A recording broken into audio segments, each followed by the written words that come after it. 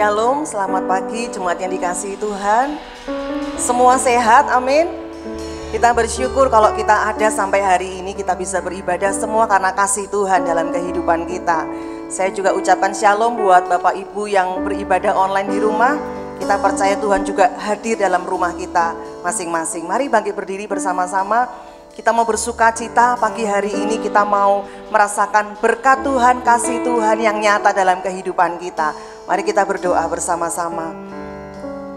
Kami bersyukur Tuhan pagi hari ini, sukacita dari Tuhan sudah memenuhi hati kami. Damai sejahtera-Mu Tuhan memenuhi hidup kami. Pagi hari ini kami mau merayakan kasih-Mu. Kami mau bersukacita karena kebaikan-Mu yang melimpah-limpah dalam kehidupan kami. Ada berkat-berkat yang Tuhan sudah siapkan, Tuhan sudah sediakan buat setiap kami yang datang kepadamu dengan kerinduan kami, dengan kesungguhan kami. Terima kasih Tuhan, kami bersyukur di dalam nama Tuhan Yesus Kristus. Haleluya, amin. Berikan tepuk tangan buat Tuhan kita yang baik. Haleluya. Kita percaya berkat Tuhan dicurahkan buat setiap kita pagi hari ini. Kita mau bersukacita bersama-sama.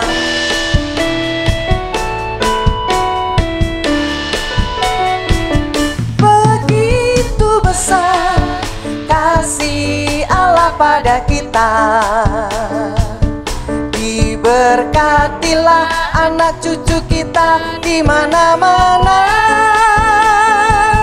Tuhan mengubah miskin dan menjadikan kaya. Dia merendahkan dan meninggikan juga. Berbahagialah, berbahagialah bagi orang yang percaya. Anak cucunya pasti tidak akan meminta-minta, karena Allah menggenapi firman-Nya. Tiada yang mustahil bagi orang percaya. Besar kasih Allah pada kita, diberkatilah, diberkatilah anak cucu kita di mana-mana. Tuhan mengubah miskin dan menjadikan kaya. Dia merendahkan dan meninggikan juga. Berbahagialah bagi orang yang percaya. Anak cucunya pasti tidak akan meminta-minta, karena Allah menggenapi firman-Nya. Tiada yang mustahil bagi orang percaya. Begitu besar, begitu besar kasih Allah pada kita. Diberkatilah anak cucu kita di mana-mana. Mana Tuhan mengubah miskin dan menjadikan kaya. Dia merendahkan dan meninggikan juga. Berbahagialah bagi orang yang percaya. Anak cucunya pasti tidak akan meminta-minta, karena Allah menggenapi firman-Nya. Tiada yang mustahil, tiada yang mustahil bagi orang percaya. Berbahagia, berbahagialah bagi orang yang percaya. Kita percaya berkat Tuhan atas anak cucu kita meminta-minta, karena Allah menggenapi firman-Nya. Tiada yang mustahil bagi orang percaya. Yang berbahagia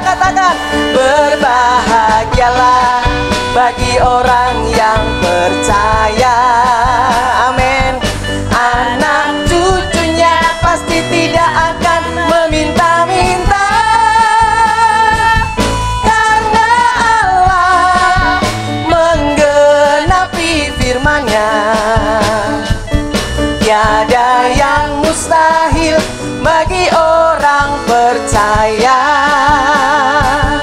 Tiada yang mustahil bagi orang percaya. Tiada yang mustahil bagi orang percaya. Tepuk tangan buat Tuhan kita. Haleluya. Saudara percaya Tuhan mengasihi setiap kita, Tuhan mencintai setiap kita. Amin. Haleluya. Mari terus bersuka cita sebagai orang-orang yang dicintai oleh Tuhan.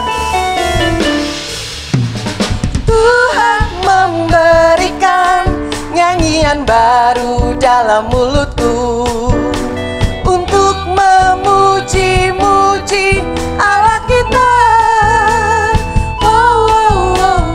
Banyak orang akan melihatnya dan menjadi takut, lalu percaya kepada Tuhan. Tuhan memberikan nyanyian baru dalam mulutku untuk memuji-muji Allah kita. Banyak orang akan melihatnya dan menjadi takut, lalu percaya kepada Tuhan.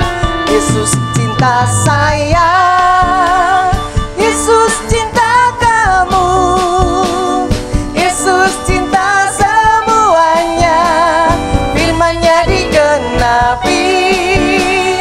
Yesus cinta saya, Yesus cinta kamu, Yesus cinta semuanya, firman-Nya digenapi. Amin. Yang dikasihi Tuhan akan memuji-muji Tuhan. Amin. Tuhan memberikan nyanyian baru dalam mulutku untuk memuji-muji Allah kita. Banyak orang akan melihatnya dan menjadi takut, lalu percaya kepada Tuhan. Yesus cinta saya, Yesus cinta kamu, Yesus cinta semuanya, firman-Nya digenapi. Yesus cinta saya, Yesus cinta kamu, Yesus cinta semuanya, firman-Nya digenapi. Firman Tuhan digenapi dalam kehidupan kita. Amin. Tuhan memberikan nyanyian baru dalam mulutku untuk memuji-muji Allah kita. Banyak orang akan melihatnya dan menjadi takut, lalu percaya kepada Tuhan. Yesus cinta saya, Yesus cinta kamu, Yesus cinta semuanya, firman-Nya digenapi. Yesus cinta saya, Yesus cinta kamu, Yesus cinta semuanya, firman-Nya digenapi. Sebagai orang-orang yang dikasihi Tuhan, kita juga mau saling mengasihi satu dengan yang lain. Amin. Bapak Ibu Saudara, nanti kita mau tunjuk teman kita. Ya, Yesus cinta saya, Yesus juga cinta kamu. Amin. Kita bersuka cita bersama-sama. Kita nyanyikan dalam bahasa Mandarin, saudara ya. Datang Cu Yesu Aiwo, Cu Yesu Aiwo, Cu Yesu Aini, Cu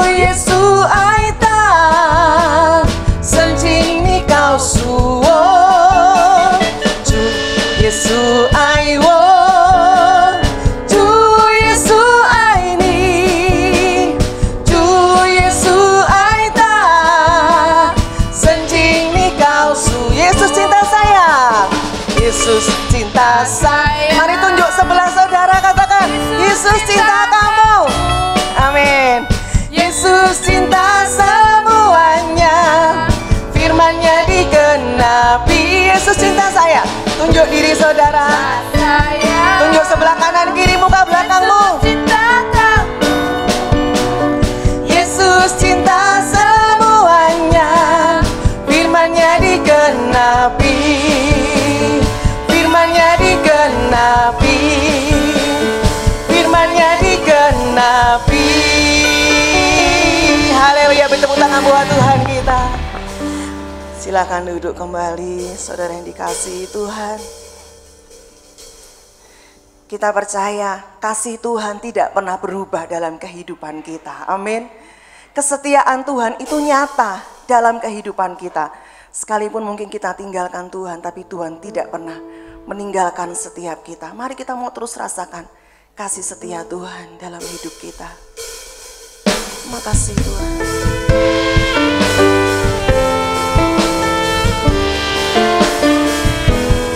Mari kita buka hati kita untuk Tuhan.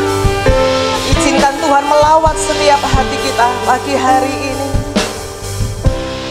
Terima kasih Tuhan. Terima kasih Tuhan. Bapa, Kau setia. Bapa,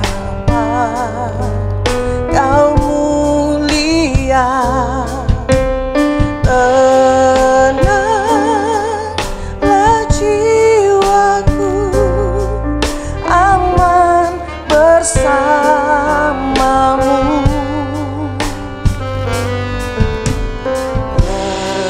Lebih dari harta,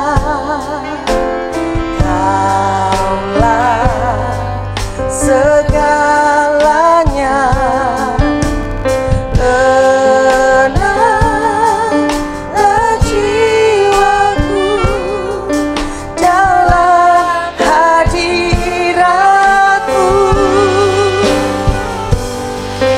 Kau tunjukkan kasih setiamu. Kau menyediakan yang ku perlu. Kau setia,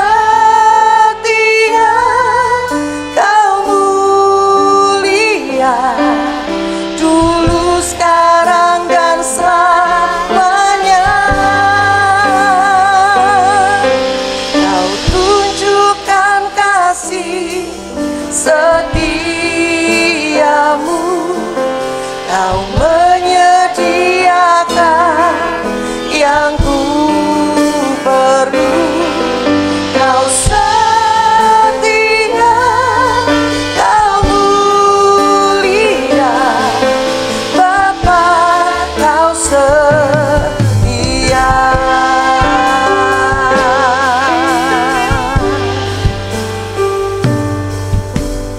Bapa, Kau setia.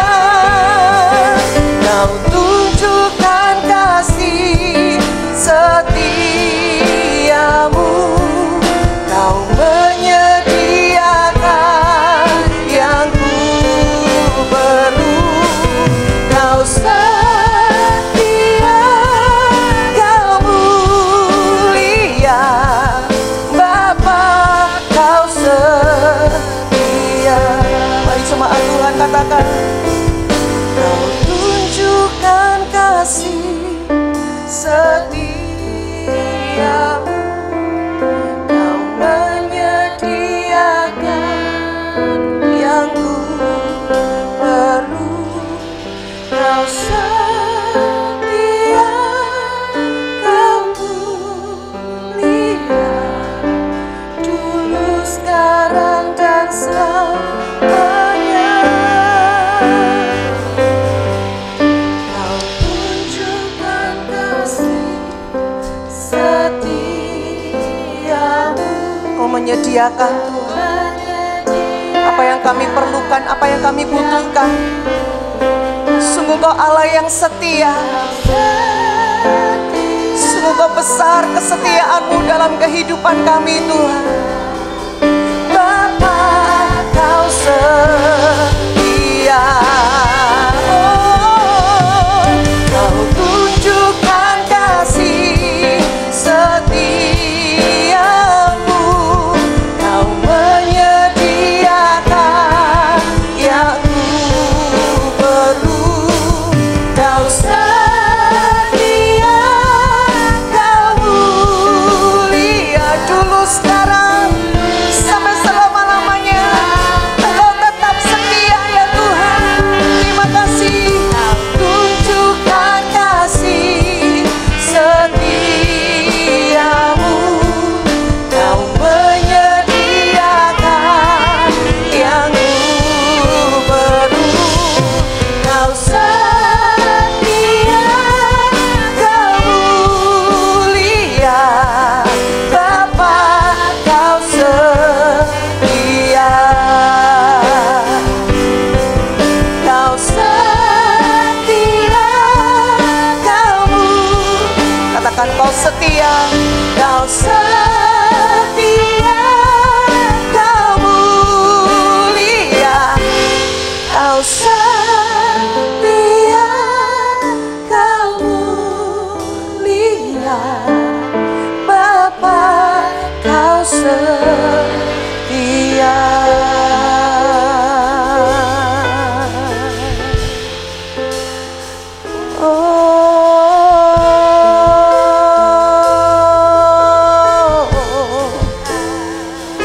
Kau setia Tuhan, sungguh Kau setia Tuhan. Oh, Kau setia, sungguh Kau setia. Oh, terima kasih Tuhan. Haleluya.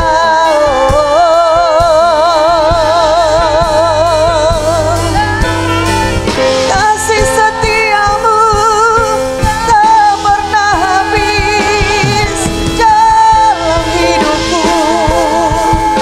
Ku menyembah-Mu, ku sembah, ku sembah.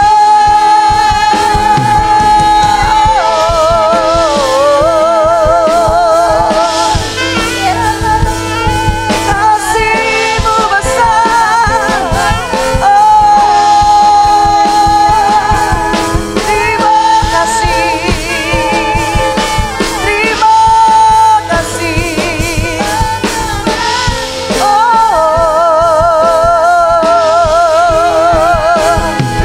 Haleluya. Ya ralabaya syanda ya ralamo. Ya ralabaya syeka ya ralabaralabaya syeka ya ralabaralabaralabaralamo. Ya ralabaya syanda ya ralabaralabaralabaralabaya syeka ya ralabarabarabar.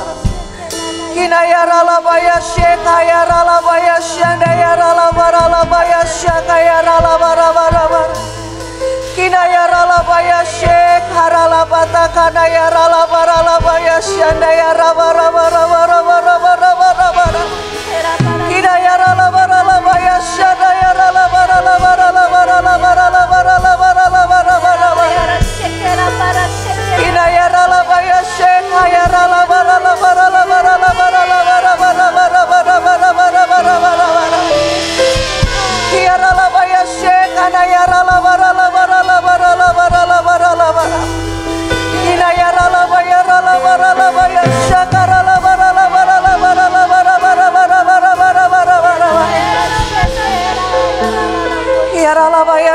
shekana yara la bara la bara bara bara. Yara la baya shekana yara la bara bara. Kina yara la baya shekana yara la bara sheka yara la bara bara bara. Yara la baya shekana yara la bara bara. Yara la bara la baya shana. Mari kita mau rasakan kasih Tuhan pagi hari ini. Kita tidak pernah sendirian. Tuhan begitu memperdulikan hidup kita. Tuhan tahu perasaan kita. Tuhan tahu apa yang menjadi beban berat dalam hidup kita. Dia peduli, Dia mengerti. Dia ada dalam setiap musim kehidupan kita. Sekalipun banyak orang meninggalkan kita, sekalipun banyak orang mengecewakan kita, tapi ada satu pribadi, yaitu Tuhan, yang selalu ada. Kasih-Nya nyata buat kita.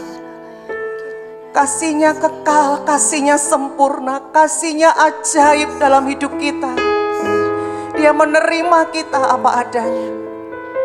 Dia mengasihi kita dengan sempurna, cintanya sempurna.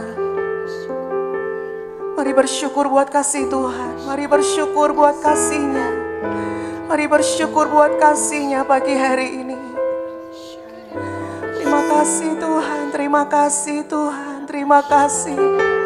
Penuhi hati kami kembali dengan kasih-Mu Tuhan.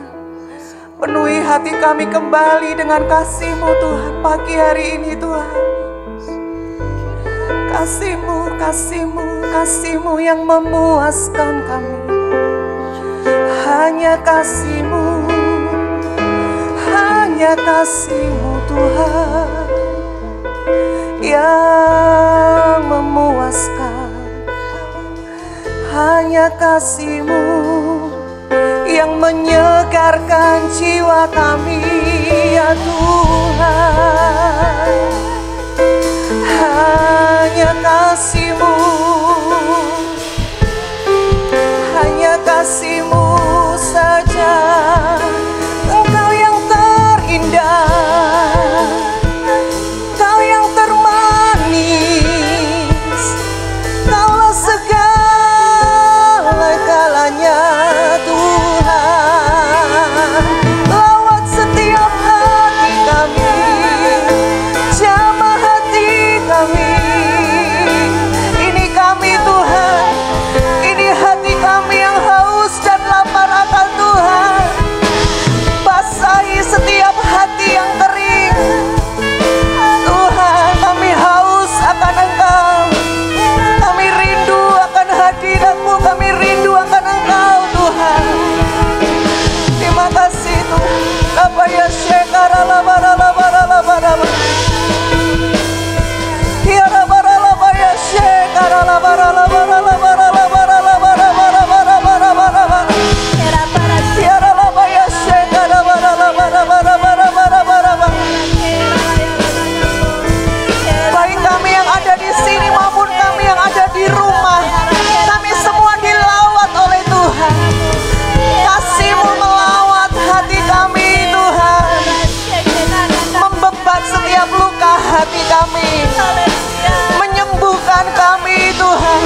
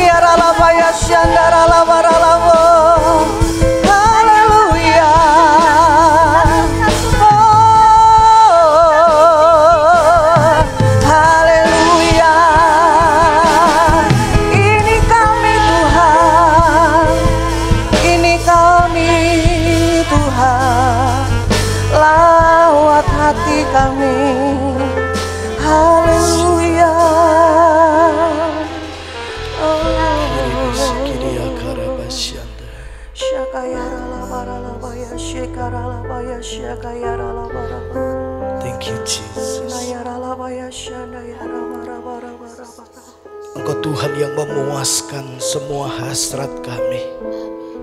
Kau Tuhan yang menyegarkan kami. Kau Tuhan yang menguatkan kami di dalam hadirat-Mu. Kau buktikan betapa Engkau mengasihi kami. Cinta-Mu begitu besar bagi kami. Karena itu kami mau berkata, kalau kami ada seperti kami ada hari ini, semua karena kasih karunia-Mu. Bagimu segala hormat, bagimu segala pujian, bagimu segala keagungan. Di ibadah kami hari ini, hanya Engkau saja yang jadi seluruh pusat perhatian dan pengagungan kami. Ini waktunya kami dengarkan isi hati-Mu. Bicara kepada kami, didik dan ajar kami, supaya kami hidup seperti apa yang Kau mau. Kami jadi seperti apa yang Kau rancangkan. Kami hidup dalam perkenanan-Mu. Kami siap terima firman-Mu di dalam dan demi nama Yesus Kristus. Kami mengucap syukur dan sudah berdoa. Amin. Shalom Bapak Ibu Saudara. Apa kabar? Bapak Ibu yang di rumah juga, shalom. Saya berharap Bapak Ibu semua diberkati Tuhan. Baik, mari hari ini kita akan belajar bersama-sama. Bapak Ibu kalau suka dengan tema, ini tema yang saya mau ajak Bapak Ibu kita belajar bersama-sama. Apa temanya? Mau repot. Ya, Bapak Ibu, saya percaya di masa-masa seperti ini ada banyak perubahan-perubahan yang terjadi dalam hidup kita, dan itu sudah sangat merepotkan kita, ya. Dan tentu kalau kita diajak mau repot lagi, saya percaya tidak ada orang yang mau repot untuk orang lain. Wong kita sendiri saja sudah banyak hal yang kita kerjakan, yang kita pusingkan, dan itu sangat menyita waktu pemikiran kita. Ya, bagaimana mungkin kalau kita diajak mau repot lagi berkaitan dengan hidup orang lain? Saya percaya tidak ada satu orang pun mau setuju dengan hal itu. Tapi bagaimana firman Tuhan mengajar kita hari ini?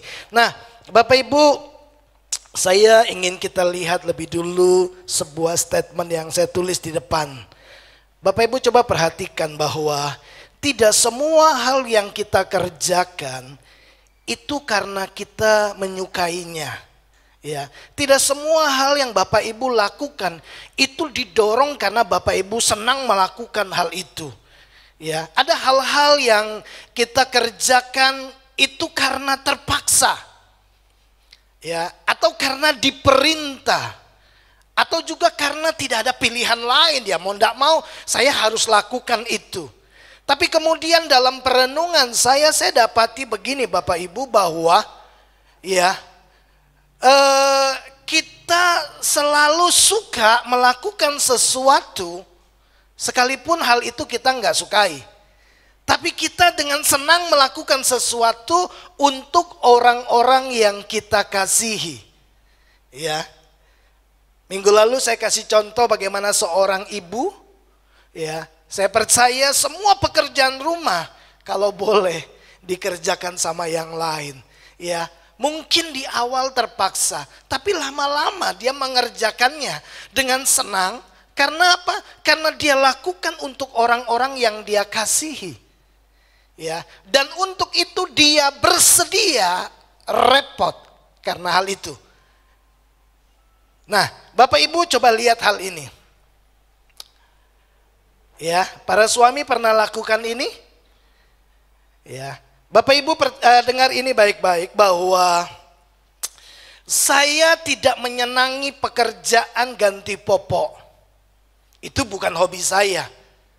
Tapi kemudian saya dapati Bapak Ibu, saya suka melakukan hal itu.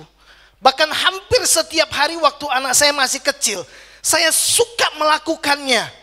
Tapi itu bukan kesukaan saya, itu bukan hobi saya. Itu bukan pekerjaan yang menyenangkan buat saya. Tapi herannya saya suka melakukannya Karena saya mengasihi anak-anak saya. Saudara bisa lihat perbedaannya? Itu bukan hobi pekerjaan saya. Saya tidak menyenangi pekerjaan ganti popok gitu ya. Kemudian apalagi kalau waktu dia BAB gitu ya, saya harus siapkan air hangat, kemudian cemplungi kapas satu-satu ya, karena dua anak pertama saya kan wanita. Jadi itu harus sensitif ya. Betul-betul steril membersihkannya, kemudian ganti popok. Saya melakukannya ya, dan saya lakukan itu karena saya mengasihi mereka, bukan karena saya menyukai pekerjaan itu, ya. Tapi karena saya mengasihi mereka, dan karena saya mengasihi mereka, saya mau repot akan hal itu. Saya mau repot dan disibukkan dengan hal-hal yang seperti itu. Jawabannya sederhana, karena saya mengasihi mereka. Bapak Ibu, tahukah kita bahwa untuk mengasihi itu kita harus melakukan sesuatu? Ya, kita harus melayani, dan untuk itu saudara harus mau direpotkan. Nah, tahukah Bapak Ibu Saudara bahwa Tuhan mengasihi kita? Amin. Bapak Ibu percaya bahwa Tuhan sangat mengasihi kita. Ya, Dia bukan Tuhan yang pengangguran, Dia bukan Tuhan yang tidak punya kerjaan. Tuhan kita Tuhan yang sangat banyak pekerjaannya. Tuhan kita adalah Tuhan yang terus bekerja, dan Dia sibuk dengan hal itu. Dia mengatur semua jagat raya ini. Dia mengatur semua kehidupan yang ada di dunia ini. Tuhan melakukan semuanya itu. Tapi herannya, Dia selalu ada waktu buat kita. Dia memperhatikan kehidupan kita secara khusus. Nah, coba perhatikan ini baik-baik Bapak Ibu. Menurut Bapak Ibu nih gambar apa? Saya coba cari gambar yang coba mewakili apa yang mau saya sampaikan tentang Tuhan. Ya, nah gambar ini tentu tidak mewakili itu. Karena gambar ini adalah gambar seorang ibu nyari kutu. Dia bukan sedang menghitung rambut anaknya. Ya, sebesar apapun kasih seseorang kepada orang yang dia cintai, saya tidak pernah menemukan ada seseorang yang mencoba menghitung rambut orang yang dia cintai. Saya mengasihi istri saya, tapi nggak pernah hitung rambutnya. Ya, saya cuma kasih komentar saja, kayaknya rambutmu yang putih udah mulai nambah, gitu kan? Saya cuma kasih komentar, waduh, di kamar mandi ini kok banyak sekali rambut yang rontok ya. Nah, ya, rambutnya panjang-panjang. Nah, saya percaya itu 3 wanita, 3 bidadari di rumah saya. Ya, itu rambutnya rontok. Nah, Bapak Ibu, tapi tahukah Bapak Ibu bahwa Tuhan menghitung rambut Bapak Ibu Saudara semua? Dia Tuhan yang besar, mengurusi jagat raya yang besar, tapi masih sempat ya mau direpotkan dengan menghitung rambut Bapak Ibu Saudara. Nah, coba lihat ayat ini Bapak Ibu. Di dalam Injil Matius pasal yang ke-10, versi firman Allah yang hidup. Ya, saya coba bacakan buat Bapak Ibu Saudara. Dikatakan demikian, tidak seekor pun burung pipit dapat jatuh ke tanah tanpa setahu Bapak kalian. Artinya gini, burung pipit jatuh itu Bapak tahu. Ya, Dia memperhatikan setiap burung pipit. Yang jatuh itu tidak mungkin jatuh kalau Bapak nggak tahu. Artinya gini, Tuhan Yesus bilang gini, Bapak kalian itu memperhatikan burung pipit. Lalu dikatakan begini, padahal berapa sih harga burung pipit? Ya, bukankah 2 ekor hanya seduit? Lalu dia berkata begini, Yesus bilang gini, rambut di kepala kalian pun diketahui jumlahnya.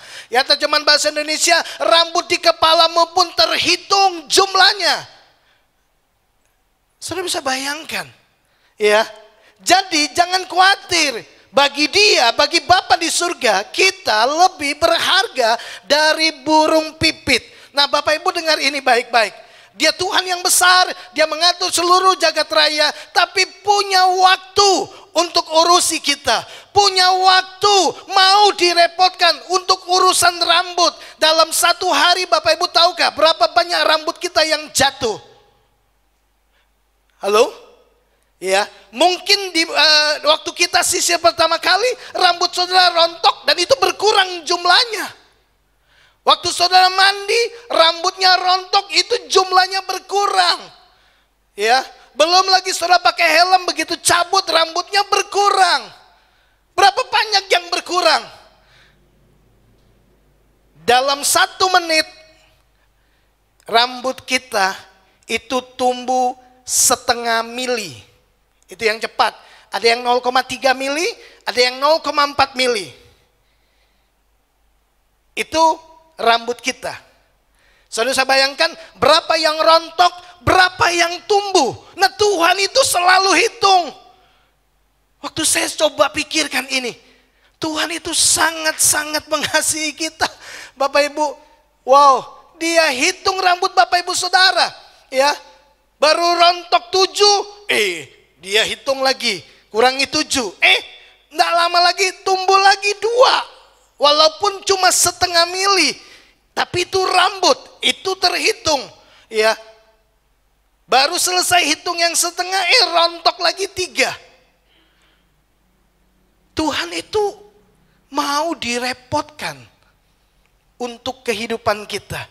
Itu baru masalah rambut. Masa sih dia enggak pusing, masa sih dia enggak pikirkan tentang kehidupan saudara, kebutuhan hidup saudara, masa depan saudara. Tuhan mengasihi kita dan untuk itu dia mau direpotkan atas semua hal-hal yang terjadi di dalam hidup kita. Bapak Ibu, percayalah ini, Bapa di surga sangat mengasihi kita dan dia peduli dengan kita. Bahkan Alkitab berkata, marilah kita mengasihi bukan dengan perkataan, tapi dengan perbuatan. Ya, salah satu bentuk perbuatan mengasihi adalah dengan memberi perhatian. Ya. Nah, coba kita lihat ayat yang pernah kita baca 2 minggu terakhir ini. Tentunya ini menjadi ayat yang sudah Bapak Ibu hafal ya. Dikatakan demikian, Ibrani 10 ayat 24. Dikatakan, dan marilah kita saling memperhatikan, supaya kita saling mendorong dalam kasih dan dalam pekerjaan baik. Dan marilah kita, Bapak Ibu, menurut saya ini ajakan untuk repot, betul? Saudara diajak untuk saling memperhatikan, bukan hanya sekedar lihat. Kata memperhatikan kita sudah belajar itu adalah perhatian yang intens, memberi perhatian secara mendalam, secara serius, sampai sudah menemukan ada hal yang kurang, ada sesuatu yang perlu ditambahkan kepada seseorang. Lalu kemudian saudara mengambil sebuah tindakan untuk apa? Menolong orang tersebut supaya dia mengalami kemajuan. Itu kata memperhatikan. Ini yang dimaksudkan oleh penulis Ibrani. Dia sedang mengajak kita, yuk perhatikan saudara seiman. Temukan ada enggak hal yang bisa kita bantu. Supaya apa? Supaya dia bisa bergerak maju. Supaya apa? Supaya dia menjadi kuat bersama-sama. Coba Bapak Ibu Saudara, kita pikir gini, boro-boro mikir masalah orang, masalahku sendiri saja banyak. Jangan biarkan kesusahan-kesusahan kemudian menarik diri kita, berfokus pada diri kita saja. Itu yang sedang terjadi di hari-hari terakhir ini. Beberapa waktu yang lalu saya telepon salah seorang saudara kita yang terpapar COVID-19. Secara rutin saya terus telepon, tanya kabar, kasih semangat.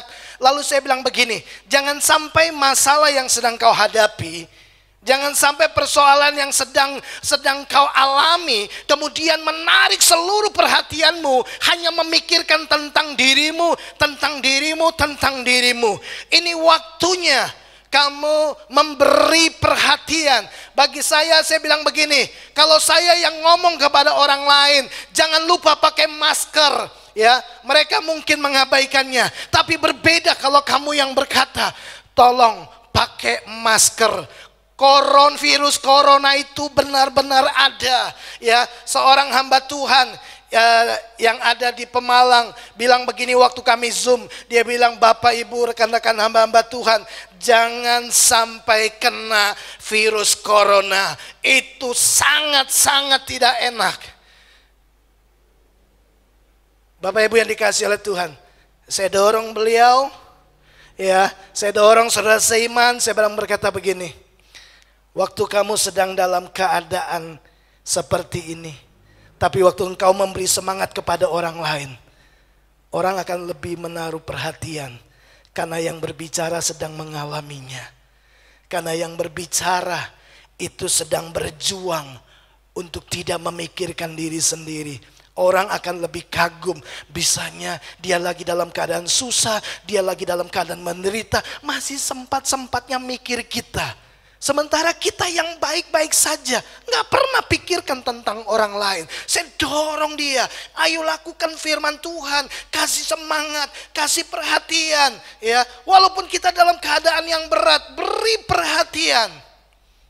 Bapak Ibu yang dikasihi oleh Tuhan, Alkitab berkata, dan marilah kita, ini sebuah ajakan untuk kita mau repot, mikirkan orang lain, temukan apa yang saya bisa tolong orang lain. Nanti kita akan lihat banyak hal yang Yesus kerjakan. Bapak Ibu yang dikasihi oleh Tuhan, memperhatikan bukan sekedar melihat, tapi memberi perhatian serius, mendalam untuk menemukan hal apa yang saya bisa tolong orang itu supaya dia bisa bergerak maju. Bukankah kitab Roma pasal 15 ayat yang pertama kita ingat bahwa baiklah kita yang kuat menanggung kelemahan orang yang tidak kuat. Jangan kita memikirkan kepentingan kita sendiri, tapi pikirkan juga kepentingan dia supaya dia menjadi maju. Bapak Ibu, ini hal yang luar biasa. Ya. Nah, coba Bapak Ibu perhatikan, satu kali Tuhan tegur orang Israel. Tuhan berkata, engkau tuh bangsa pilihan.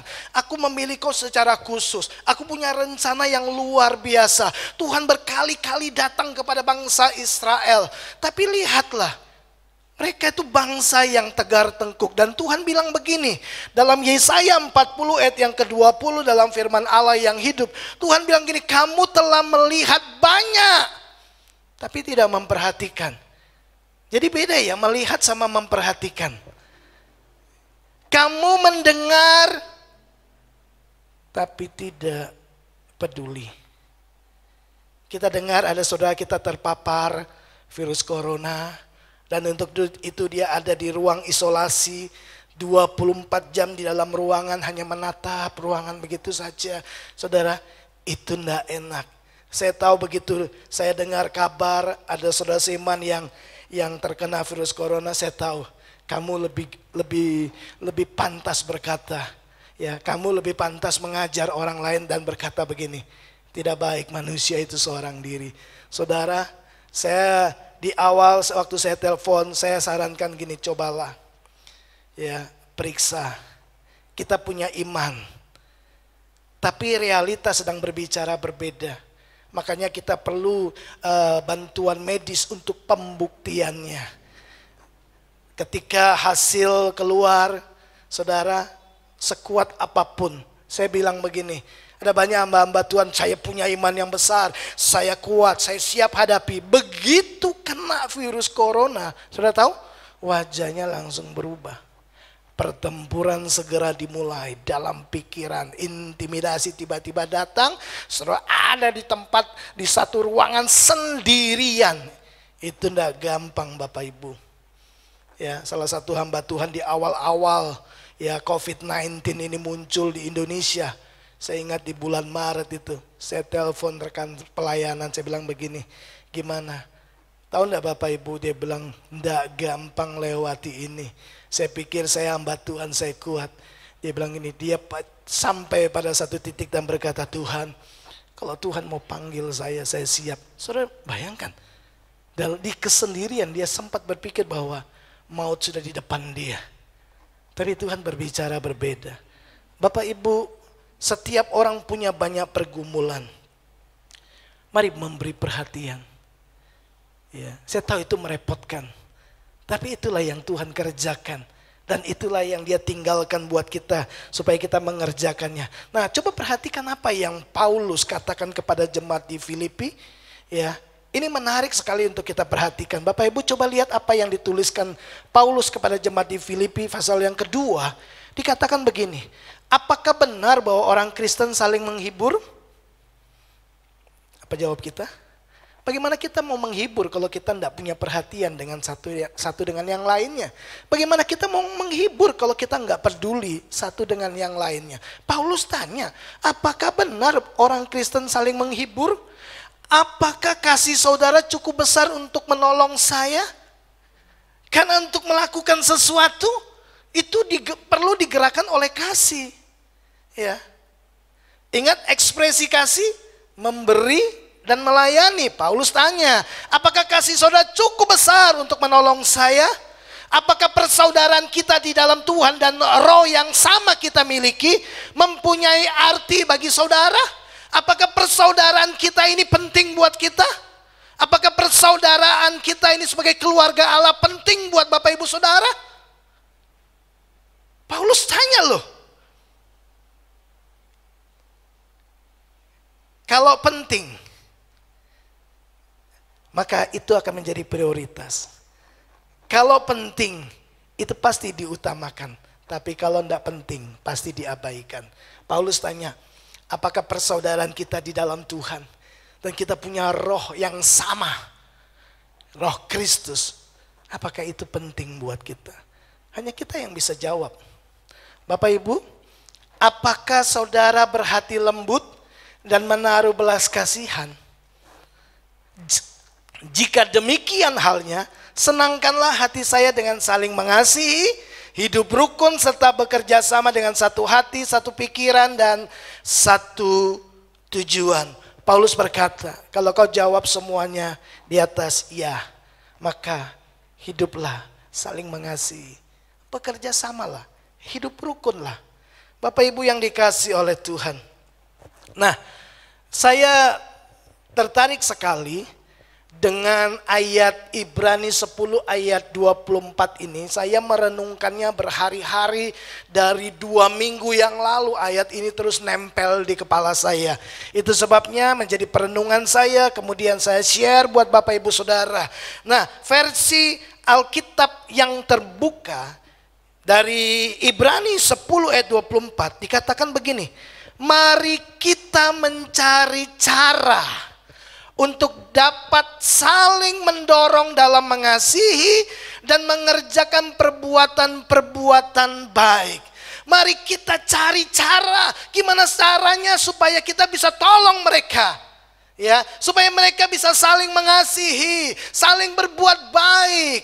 Ya, mari kita cari cara. Kalau kita mengasihi seseorang, kalau kasih persaudaraan itu penting buat kita, berarti buat kita, maka saya percaya kita akan menjadi orang yang suka mencari cara bagaimana mengekspresikan kasih kita kepada keluarga Tuhan, kepada saudara-saudara seiman. Nah, bagaimana kita mencari cara? Jelas ditulis oleh penulis Ibrani, harus dimulai dari begini, memberi perhatian. Ya, lalu kemudian muncullah yang namanya kepedulian. Ya, dimulai dari apa? Waktu saudara memperhatikan kehidupan saudara seiman saudara, waktu saudara menemukan ada hal-hal yang saudara bisa tolong, yang saudara bisa bantu, yang saudara bisa support, yang saudara bisa kasih semangat, lalu kemudian muncullah yang namanya kepedulian. Nah, dari kepedulian itu barulah muncul yang saya sebut yang namanya inisiatif. Cari cara untuk melakukan perbuatan baik buat mereka. Tujuannya apa? Simple, supaya mereka mengalami kemajuan, supaya mereka bertumbuh menjadi kuat. Kata memperhatikan, Bapak Ibu ingat, bergerak ke arah seseorang untuk memajukan orang itu. Oke, nah penulis Ibrani bilang gini, mari kita cari cara. Ya. Mari itu saja, itu sebuah inisiatif loh Bapak Ibu Saudara. Nah mari saya beritahu Bapak Ibu Saudara, apa sih itu inisiatif? Inisiatif adalah begini, mengenali dan menjawab kebutuhan yang mendesak tanpa diminta. Sekali lagi, inisiatif adalah begini, mengenali ya sebuah kebutuhan, lalu kemudian menjawab kebutuhan yang mendesak itu tanpa diminta. Itu inisiatif. Ya. Waktu mungkin seseorang lagi makan gitu ya, kita lagi makan bareng-bareng gitu ya, lalu tiba-tiba ya, kemudian dia batuk. Nah, inisiatif tuh begini, mengenali sebuah kebutuhan, lalu dia menjawab kebutuhan yang mendesak itu tanpa diminta. Langsung tiba-tiba ambil air, langsung kasih minum. Betul? Itu inisiatif.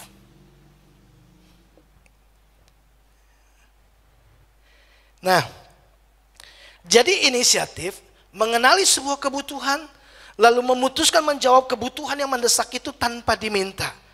Coba perhatikan, kita ini ya seringkali, kadang-kadang kita perlu diminta loh untuk lakukan sesuatu. Kadang-kadang didorong-dorong untuk melakukannya, didesak untuk melakukannya. Ya, tapi Alkitab berkata, seharusnya kita nggak perlu didorong-dorong. Kita lihat sesuatu, kita tahu ada kehendak Allah yang harus kita jawab, kita langsung lakukan. Inisiatif itu tanda dari iman, Bapak Ibu. Ya, iman tanpa perbuatan adalah kosong. Ya, perbuatan dimulai dari inisiatif. Jadi inisiatif sesungguhnya adalah gini, manifestasi yang paling cepat dari sebuah ketaatan. Kalau saudara mau taat kepada kehendak Tuhan, saudara akan lihat gini, ada banyak sekali inisiatif muncul. Kalau saudara tahu bahwa kita bertanggung jawab untuk mengupayakan kesejahteraan kota. Karena kesejahteraan kota adalah kesejahteraan kita. Bukan kesejahteraan kita adalah kesejahteraan kota. Enggak. Kadang-kadang kita sejahtera, kota enggak sejahtera. Tapi kalau kota sejahtera, kita mengalami kesejahteraan juga. Ya. Nah, waktu kita tahu kehendak Tuhan, dan kita berkata gini, aku mau lakukan kehendak Tuhan. Maka percayalah gini, akan muncul inisiatif-inisiatif. Saudara akan cari cara bagaimana aku tolong kota saya. Saudara akan cari cara bagaimana saya tolong masyarakat di sekitar saya. Di lingkungan saya lah, tetangga saya, mulai dari tetangga saya lah. Atau mulai dari keluarga Kristen saya, keluarga di dalam komunitas saya. Bagaimana saya peduli dengan mereka. Selalu ada cara, inisiatif itu akan muncul. Bapak Ibu pernah baca di dalam 2 Samuel pasal 23. Satu kali Daud berkata, ya, dia bilang begini, seandainya ada orang yang memberi aku air minum dari sumur di Bethlehem. Di dalam 2 Samuel pasal 23 itu Daud lagi di pengungsian, di tempat pengintaian di goa. Ya, dan Bethlehem lagi dikuasai oleh Filistin. Daud dari Bethlehem. Ya. Nah, dia kemudian membayangkan, seperti misalkan kita membayangkan makanan khas di kota kelahiran kita. Wah, seandainya, misalnya gitu kan. Nah, dia cuma seandainya, dia cuma ngomong begitu. Tahukah Bapak Ibu? Dicatat di dalam 2 Samuel 23 ayat 16. Tiba-tiba 3 triwiranya dia, 3 pahlawannya dia, tiba-tiba sudah tinggalkan tempat. Sudah nggak ada di sampingnya. Tiba-tiba sudah pergi ke Bethlehem, ambil air. Lalu datang kembali kepada Daud, dia menerobos perkemahan orang-orang Filistin, ambil air, lalu bilang begini, Raja, ini air dari sumur Bethlehem. Wow, Daud bilang gini, aku enggak kasih kamu perintah loh, aku cuma berandai-andai loh. Aku pikir, aduh betapa senangnya kalau bisa minum. Ya, aduh kalau bisa, cuma ngomong ini, aduh seandainya di cuaca yang panas begini bisa makan es duren babe, misalnya gitu kan. Tiba-tiba sudah ada yang di sana, terus datang gitu. Ya. Lalu Daud bilang begini, bagaimana mungkin aku bisa minum air ini dari orang-orang yang mempertaruhkan nyawanya. Lalu dia persembahkan itu sebagai korban curahan di hadapan Tuhan. Bapak Ibu, inisiatif tuh kayak begitu. Mengenali sebuah kebutuhan, lalu memutuskan menjawab kebutuhan itu tanpa diminta. Itu inisiatif. Kekasih-kekasih Tuhan, mari kita belajar daripada Yesus Kristus. Apakah Yesus adalah pribadi yang memberi perhatian, peduli, dan mau direpotkan dengan kehidupan banyak orang? Iya. Apakah Yesus pribadi yang berinisiatif? Iya. Nah, saya mau tunjukkan kepada Bapak Ibu Saudara. Di dalam Injil Matius pasal yang ke-14, saya bacakan sebuah kisah kepada Bapak Ibu Saudara, dan tentu kisah ini Bapak Ibu sudah tahu, ya. Matius 14 ayat 14 mulai saya baca buat Bapak Ibu Saudara. Perhatikan kalimat demi kalimat. Ketika Yesus mendarat, ia melihat orang banyak yang besar jumlahnya. Yesus melihat. Saudara harus tahu, waktu Yesus mengasingkan diri naik perahu, lalu kemudian orang banyak itu jalan lewat darat untuk ketemu Yesus. Waktu Yesus sampai, ya, ketika Yesus mendarat, dia melihat. Yesus tidak sekedar melihat, Yesus memperhatikan. Ya, Yesus memperhatikan orang banyak yang besar jumlahnya. Lalu dikatakan apa? Maka tergeraklah hatinya oleh belas kasihan. Tiba-tiba kepedulian itu muncul di dalam diri Yesus Kristus. Sudah tahu apa yang dia lakukan? Dia menjawab kebutuhan mereka.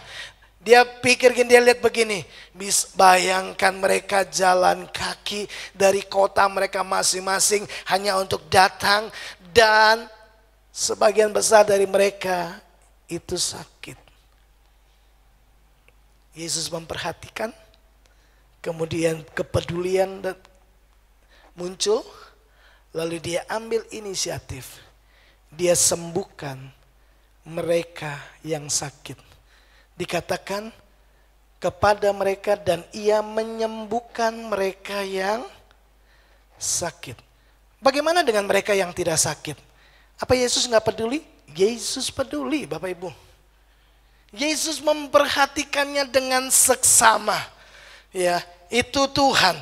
Ayat yang ke-15, menjelang malam murid-muridnya datang kepadanya dan berkata, tempat ini sunyi dan hari sudah mulai malam. Suruhlah orang banyak itu pergi supaya mereka dapat membeli makanan di desa-desa. Halo? Nggak mau repot kan? Betul? Hari sudah malam dan mereka nggak punya makanan. Sudah jelas mereka lapar. Kalau mereka dibiarkan pergi, maka bisa jadi beberapa akan pingsan di tengah jalan. Ya, saudara perhatikan apa yang Yesus lakukan. Yesus bukan hanya sekedar melihat, Yesus memperhatikan. Yesus bukan hanya sekedar mendengar keluh kesah dari orang banyak itu. Yesus peduli dengan mereka. Ayat yang ke-16, tetapi Yesus berkata kepada mereka, tidak perlu mereka pergi. Kamu harus memberi mereka makan.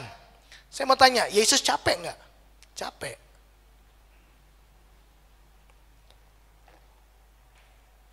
Tapi kemudian dia melihat ada sebuah kebutuhan.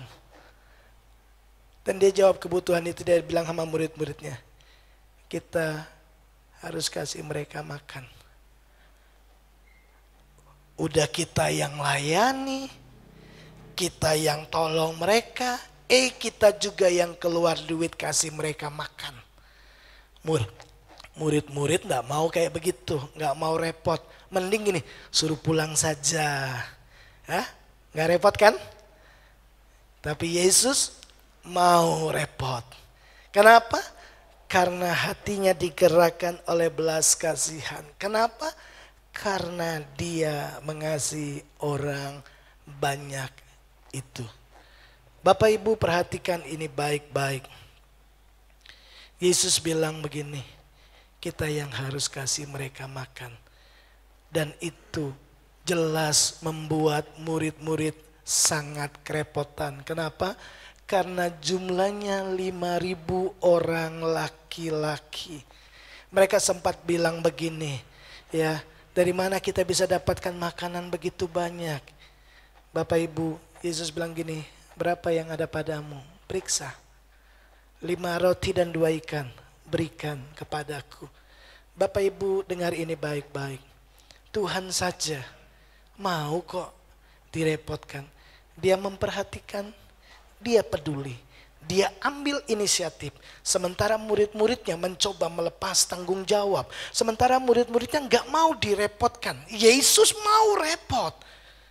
Bukankah kita adalah anak-anak Tuhan? 1 Yohanes 2 yang ke-6 berkata demikian. Barang siapa berkata bahwa dia ada di dalam Kristus, dia wajib hidup sama seperti Kristus telah hidup. Bagaimana Kristus telah hidup? Yesus mau direpotkan.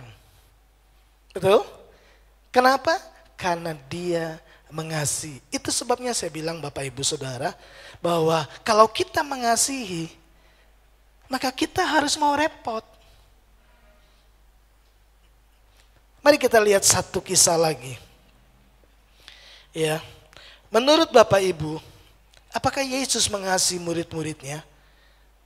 Ya. Bagaimana cara Yesus mengasihi murid-muridnya?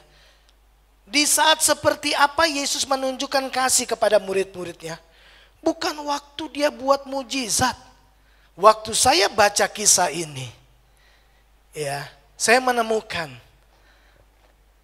bahwa Yesus mengasihi murid-muridnya dengan cara yang berbeda. Dan dengan cara ini dia berkata gini, aku tinggalkan teladan bagimu, supaya kamu melakukannya dan nanti kamu akan bahagia. Mari kita belajar bersama-sama bahwa guru kita, Tuhan kita, Raja kita mau repot. 3 pahlawan Daud, mereka mengerti apa yang menjadi keinginan rajanya dan mereka penuhi. Bapak Ibu, kita punya raja, raja di atas segala raja. Tahukah kita apa yang menjadi kerinduan Tuhan? Tahukah kita apa yang jadi keinginannya? Apakah kita punya gairah untuk menjawab kebutuhan itu? Nah, hari ini Yesus memberikan kepada kita sebuah teladan.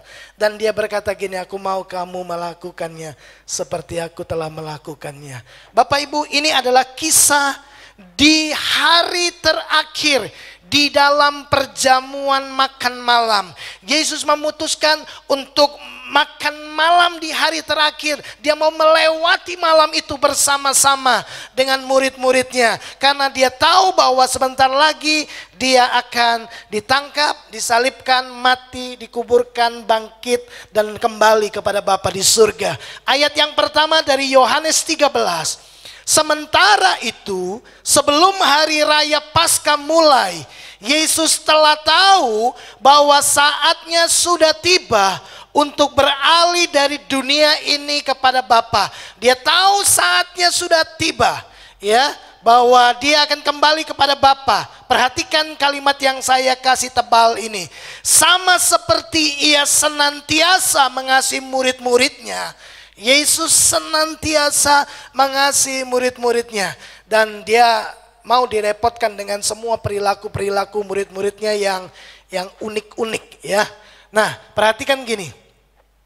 Sama seperti ia senantiasa mengasihi murid-muridnya, demikianlah sekarang ia mengasihi mereka sampai kepada kesudahannya. Alkitab berkata begini, dia senantiasa mengasihi murid-muridnya, dan sekarang saat ini ia mengasihi murid-muridnya. Saat ini, sekarang, saat ini, kalau kita bicara saat itu, apa yang Yesus lakukan untuk menunjukkan dia mengasihi murid-muridnya? Ini jawabannya.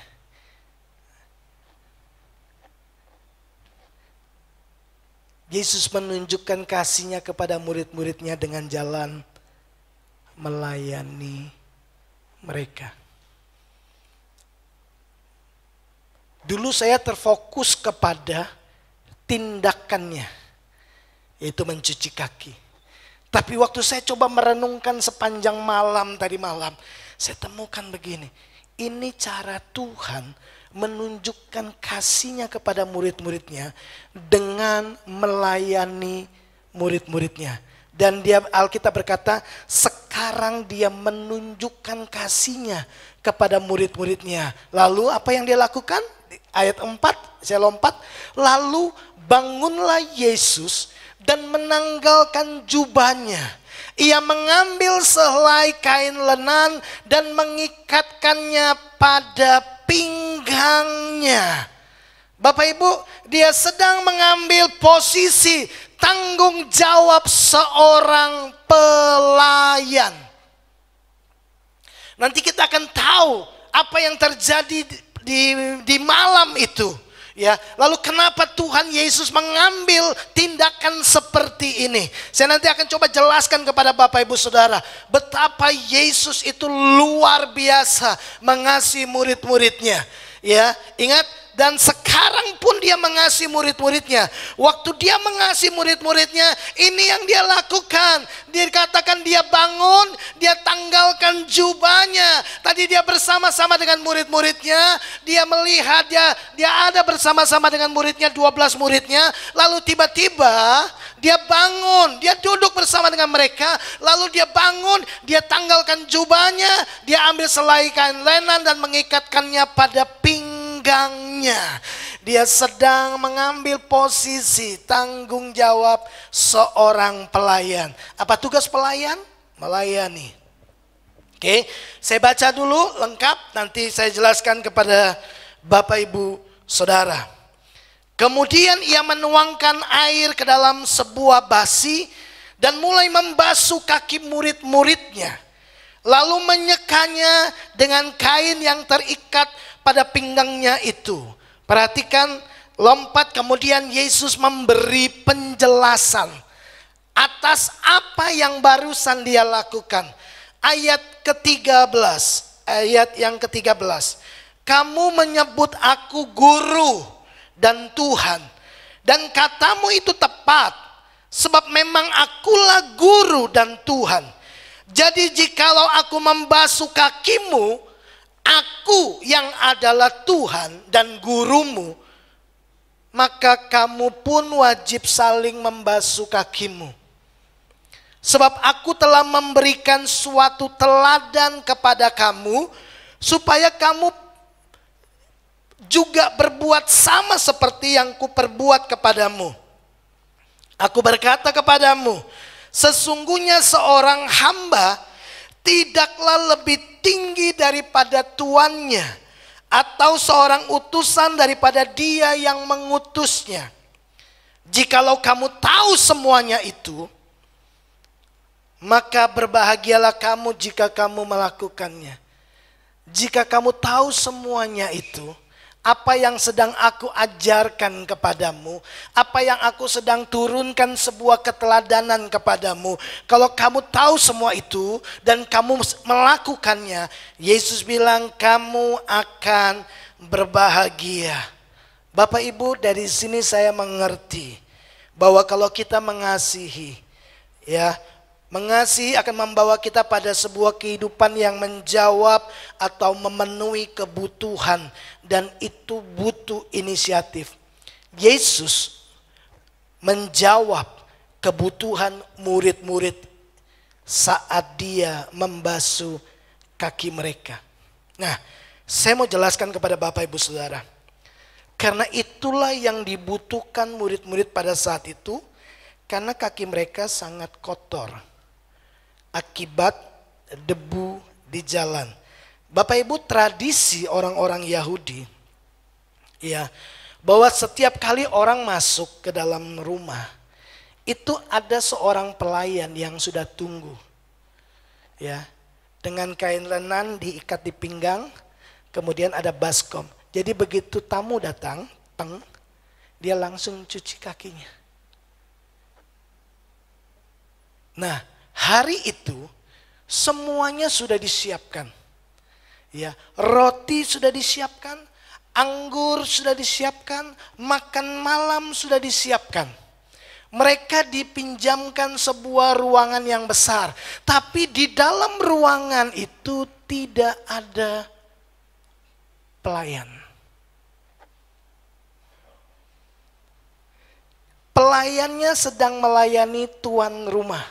Karena tuan rumah juga punya acara yang sama.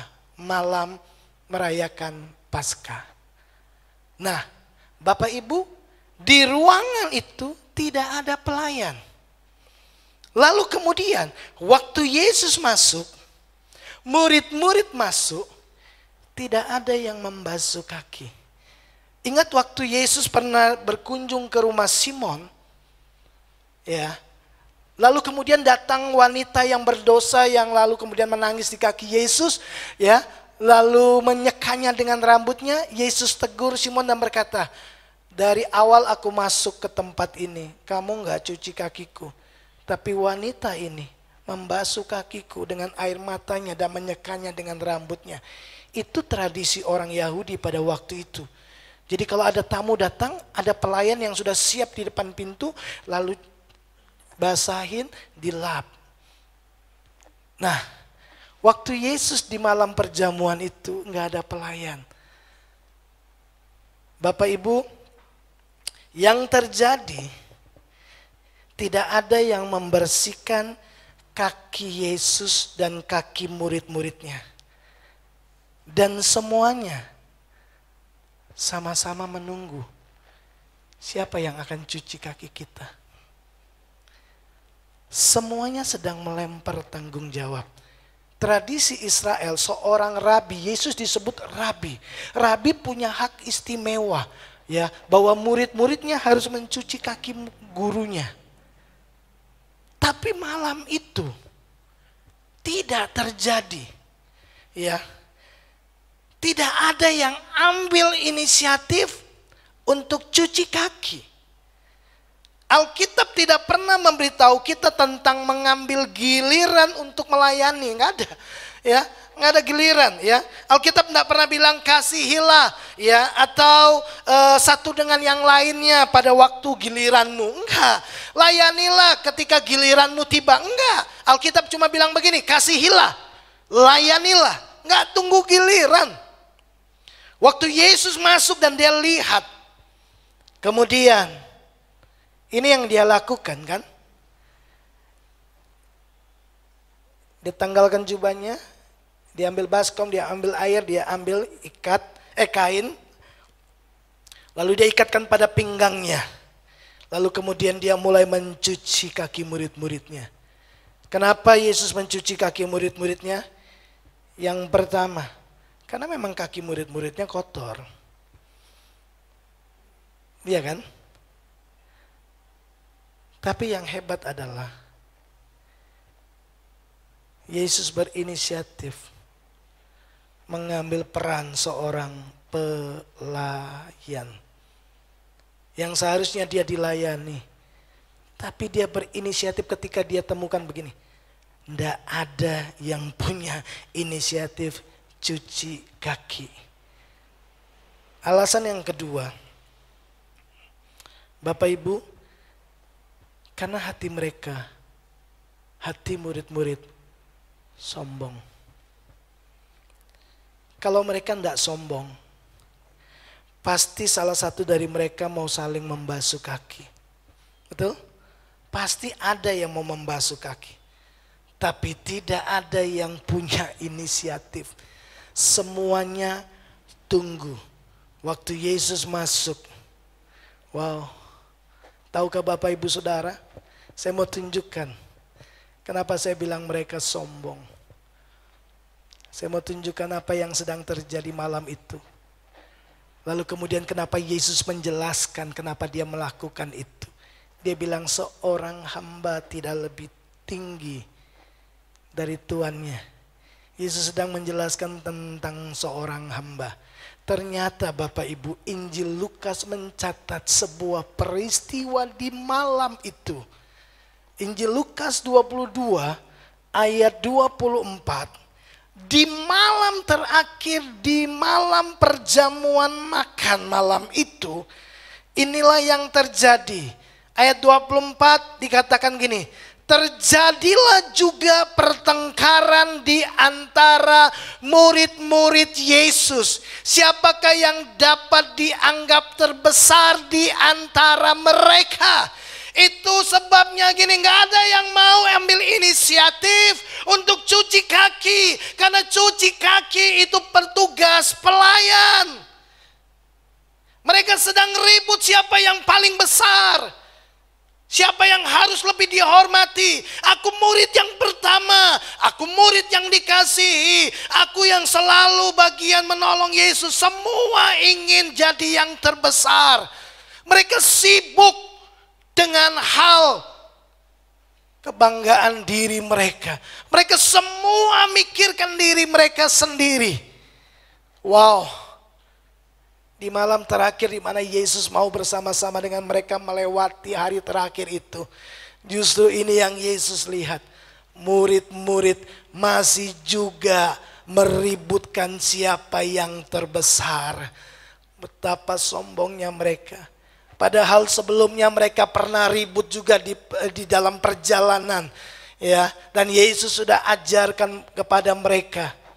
Siapa yang mau jadi yang terbesar, dia ambil seorang anak kecil. Yesus ajar mereka. Tapi lihat lagi nih, mereka melihat tapi tidak memperhatikan. Mereka mendengar tapi tidak peduli dengan apa yang Yesus ajarkan. Lalu Yesus kembali mengajarkan kepada mereka. Apa yang Yesus lakukan? Yang pertama, kita tahu kan, Yesus melihat ada sebuah kebutuhan yang harus dijawab. Nggak ada pelayan. Semua yang duduk semua mau jadi bos. Semua ingin dilayani. Nggak ada yang mau melayani. Yesus tiba-tiba berdiri. Waktu dia tanggalkan jubahnya, itu mengejutkan semua murid-muridnya. Waktu dia ambil baskom dan air, ambil kain lenan lalu ikatkan di pinggang. Murid-murid tahu ini tugas seorang pelayan. Mereka langsung lihat gini, Yesus sedang memposisikan dirinya pada posisi yang paling rendah menurut ukuran mereka. Tapi paling besar menurut ukuran surga. Yesus mau direpotkan. Karena dia mengasihi murid-muridnya. Kemudian dia menjelaskan kan kepada murid-muridnya. Apa yang aku lakukan ini, aku tinggalkan kepadamu sebagai teladan. Mencuci kaki itu hanya salah satu dari tanggung jawab pelayan. Tapi Yesus sedang mengajarkan kepada murid-muridnya. 3,5 tahun dia bersama-sama dengan murid-muridnya. Dia melayani murid-muridnya yang tidak sempurna.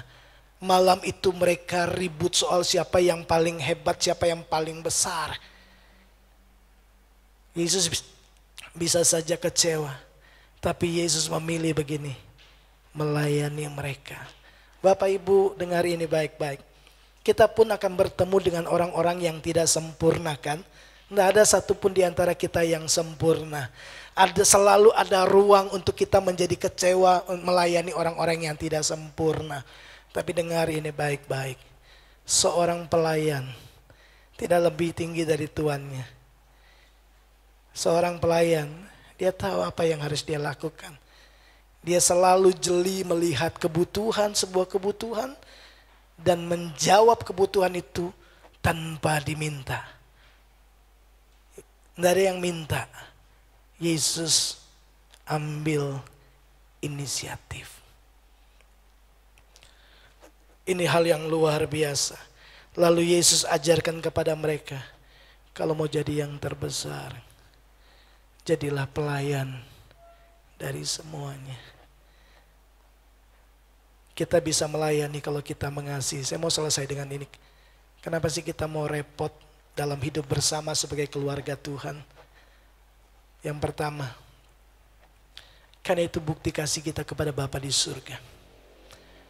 Alkitab berkata kalau kita mengasihi Bapa, maka kita akan mengasihi saudara-saudara seiman kita. Kita bisa baca itu di 1 Yohanes 4, 1 Yohanes 5. Kalau kita berkata bahwa Tuhan ada di dalam kita. Maka kita wajib mengasihi saudara-saudara seiman kita. Barang siapa mengasihi saudaranya, dituliskan di 1 Yohanes 4.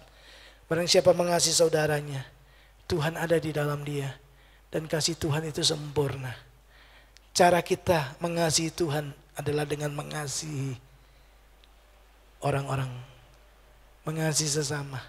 Mengasihi orang-orang yang ada di sekitar kita. Itu sebabnya penulis Ibrani berkata, mari kita mulai dari saling memperhatikan. Bukan sekedar melihat, perhatikan apa yang saya bisa bantu. Supaya kepedulian itu muncul. Lalu ambillah inisiatif. Jawab kebutuhan itu. Lakukan. Lalu yang kedua, kenapa kita mau repot? Ternyata itu cara untuk hidup bahagia. Kalau saudara mengasihi, saudara pasti mau repot. Yesus berkata, kalau kamu ngerti apa yang aku lakukan, kalau kamu ngerti apa yang aku sudah jelaskan kepadamu, dan kamu melakukannya, kamu akan bahagia. Saudara, kebahagiaan bukan karena kita menerima, justru karena kita memberi. Amin. Yesus memberi hidupnya. Yesus melayani. Yesus mengasihi. Yesus memperhatikan. Dia peduli. Dia ambil inisiatif. Dia jawab kebutuhan mereka. Doa saya, kita yang ada di tempat ini, yuk mari cari cara bagaimana kita saling mendorong untuk saling mengasihi dan melakukannya dalam perbuatan baik. Tuhan memberkati kita. Mari kita bersama kita datang kepada Tuhan, kita berdoa. Bapa Surgawi, kami bersyukur kami punya Tuhan yang selalu mau repot buat kami. Karena Engkau begitu mengasihi kami. Engkau melayani kami. Kami mau mengasihi karena Tuhan lebih dulu mengasihi kami. Tuhan selalu lebih dulu melakukannya bagi kami. Engkau lebih dulu mengasihi kami. Engkau lebih dulu melayani kami. Engkau lebih dulu mengampuni kami. Engkau selalu lebih dulu dan lebih dulu. Engkau begitu mengasihi kami. Bapa, kalau hari ini kami diingatkan bahwa persaudaraan di antara kami adalah hal yang penting bagi kami. Karena itu kami mau menunjukkan kasih kami dengan kami saling memperhatikan, dengan kami saling peduli satu dengan yang lainnya. Dan ketika kami melihat ada sebuah kebutuhan yang mendesak yang harus kami jawab, kami mau ambil inisiatif tanpa kami disorong, tanpa kami didorong, tanpa kami diperintah, tanpa kami diminta. Kami mau jadi orang-orang yang punya inisiatif seperti Yesus Kristus. Karena kepedulianmu, Engkau punya inisiatif untuk menjawab kebutuhan banyak orang. Biar dunia di luar sana melihat kami seperti Yesus.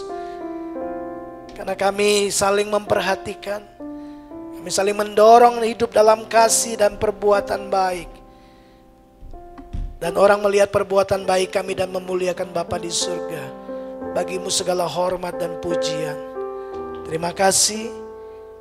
Di dalam dan demi nama Yesus Kristus, kami bersyukur buat firman-Mu. Haleluya. Amin. Mari kita bangkit berdiri, kita sama-sama selesaikan ibadah kita di hadapan Tuhan.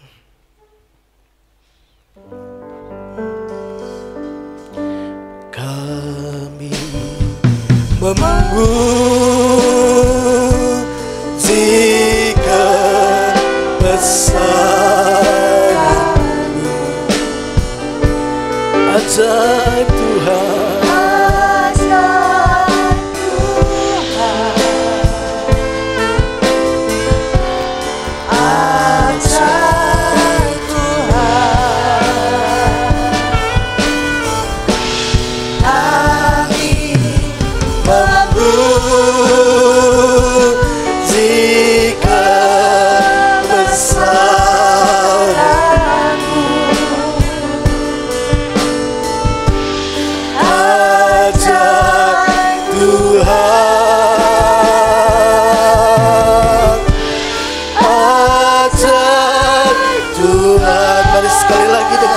ku katakan, kami memuji kebesaran-Mu. Ajaib Tuhan, ajaib Tuhan, kami memuji kebesaran-Mu. Ajaib Tuhan, ajaib Tuhan, ajaib Tuhan, ajaib Tuhan, ajaib Tuhan,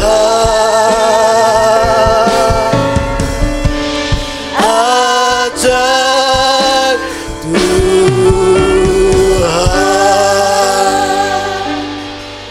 Mari kekasih-kekasih Tuhan, arahkan hatimu kepada Tuhan. Jemaat yang dikasihi Tuhan, pulang dan terimalah berkat yang terbaik daripada Allah Bapa.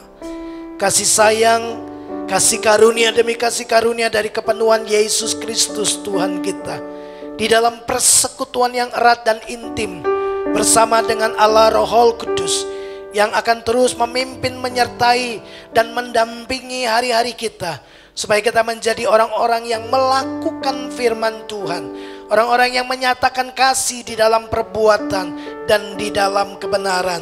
Kita pulang membawa berkat Abraham, Ishak dan Israel, berkat yang disempurnakan di dalam Kristus Yesus Tuhan kita. Kita terima berkat ini dalam satu nama Tuhan Yesus Kristus. Setiap kita yang percaya diberkati Tuhan, mari sama-sama katakan amin. Tuhan Yesus